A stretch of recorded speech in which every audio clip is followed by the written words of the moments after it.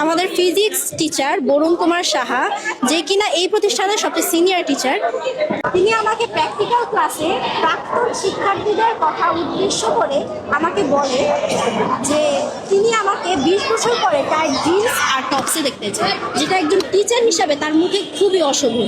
ছাত্রদের মাধ্যমে সে আমাকে জানায় আমি যেন চুপ করে যাই। আমি যদি চুপ হয়ে যাই তাহলে আমার সহপাঠীবৃন্দরাও চুপ হয়ে যাবে, ওনার উপর থেকে অভিযোগটা উঠে যাবে।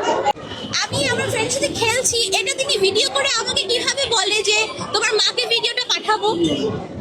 আমি যখন তাকে উত্তরে বললাম যে স্যার আমার মায়ের এটাতে কেন সমস্যা থাকবে, উনি তখন আমাকে ইঙ্গিত করে বলে যে ও তাহলে তোমার মাও তোমার মতো। এটা তুমি কি বোঝাতে চাইছে? আমার মা আমার মতো কি, কোন রূপ থেকে আমার মা আমার মতো হতে পারে যেখানে আমার বন্ধুদের সাথে আমি খেললে সে তার ভিডিওতে আমার মায়ের কোনো সমস্যা না থাকলে তাই কি খারাপ জিনিস হয়ে যাবে?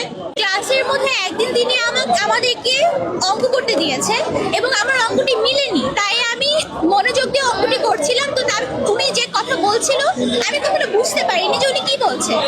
হঠাৎ করে উনি আমাকে এসে জিজ্ঞেস করে তোমারও তো মনে হয় বাসায় কেউ না কেউ আছে যার কারণে তুমি এত ঘুমাতে পারো না, তোমার রেজাল্ট খারাপ হয়।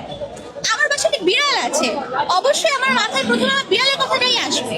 আমি বলছি জি স্যার আছে, আমি প্রায় সময় আমার ওর সাথে একটুখানি খেলাধুলা করতে গেলে আমার কামড় ঠামড় দেয়, তখন আমি আসতে পারি না স্কুলে।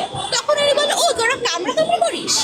এখানে উনি কি বলতে যাচ্ছিল আমি প্রথমে বুঝিনি, পরে আমার ক্লাসমেটরা আমাকে বলে এখানে তোকে ইঙ্গিতমূলক কথা বলছে। ওরা কি হচ্ছে তাদের অ্যাপিয়ারেন্স নিয়ে কথা বলে যে তোমার চুল কোকড়া, তোমার উচিত তোমার চুলের কেয়ার করা, তোমার চুল স্ট্রেট, তোমার চুলে বক্স কাট মানায় না। এখন একজন শিক্ষক ঠিক আছে, তিনি ক্লাসের মধ্যে পড়ালেখা বাদে অন্যান্য অনেক কথা বলতে পারেন, কিন্তু তাই বলে কি তিনি আমাদেরকে রূপচর্চার অভিমুখ দিবেন? আমার তো লাগে না।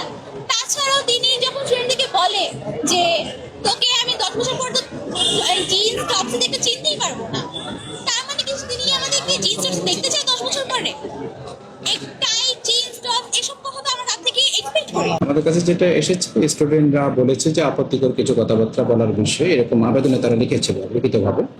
তো তার প্রেক্ষিতে আমরা একটা তদন্ত কমিটি প্রথমত করি, পরে আমরা ফ্যাক্টস ফাইন্ডিং কমিটি করা হয় মূলত আর কি। তো এই কমিটি বসে কাজ করছে তারা। তো আজকে একটা রিপোর্ট দাঁড় করাবে এবং এই রিপোর্টের ভিত্তিতে উচ্চতর তদন্ত কমিটি হয়তো ভিসি স্যারকে আমরা সেই রিপোর্ট পাবো। ভিসি স্যার অর্থাৎ সর্বোচ্চ অভিভাবক আমাদের আর কি ভিসি স্যার প্রতিষ্ঠানে, উনি যেভাবে বলবেন যেভাবে করবেন সেভাবে আমরা হয়তো সেই এটা সমাধান আসবো।